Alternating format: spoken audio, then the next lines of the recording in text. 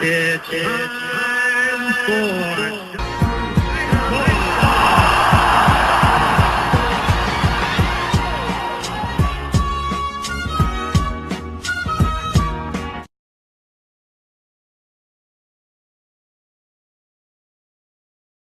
when you're evaluating talent, maybe just down in the minor leagues, watching a game, or in spring training, what are a few things that guys can do to stand out from the hitting side of things, or that you look for?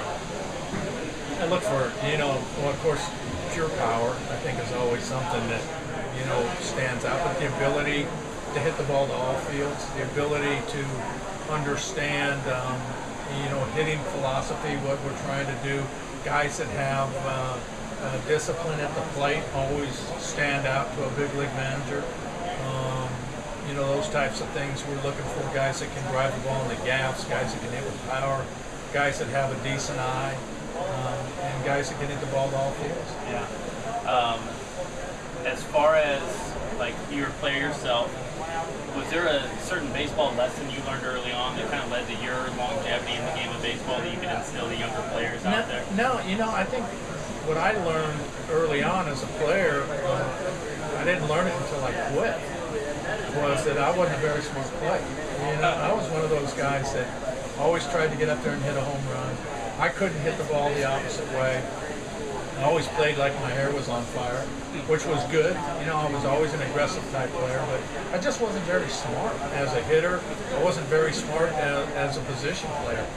And I didn't realize it until I started coaching, the importance of, being a smart type player and being a heady player and understanding the fundamentals of the game on how much more longevity you can have in this game if you're a smart guy. You see guys, we had guys on our World Series roster that really their skills were diminishing, but they were such smart players and that they were mistake-free players that they ended up making World Series rosters. Yeah. And that's perfect tie into baseball academics, which you're a part of. You just kind of break down quickly what that is and how you got involved in it? Well, what we try to do, again, ever since I've been a coach, is to teach kids how to play the game and teach them how to play the game right and teach them to pre-think situations. I always felt like if you had two players that had the same talent level, but one was smarter than the other, I'm always going to take the smarter kid, even though you've got the same amount of talent as the other guy.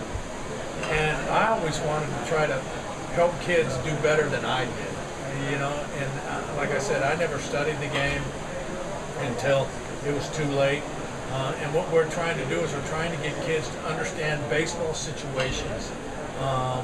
We've taken a web app, which now kids are, web savvy now and play web games all the time. And we put 110,000 different scenarios in a web app. And if you're a shortstop, we've got, every position covered. We have 7 levels in the game where you just start with infield back, ground ball hit directly at you. And we cover all situations from nobody on to bases loaded and 2 outs. Every situation in between on where you throw the ball is timed. So you have to be able to think fast. You're going to have to be able to make correct decisions. And when you start doing that, you get graded and you start getting graded.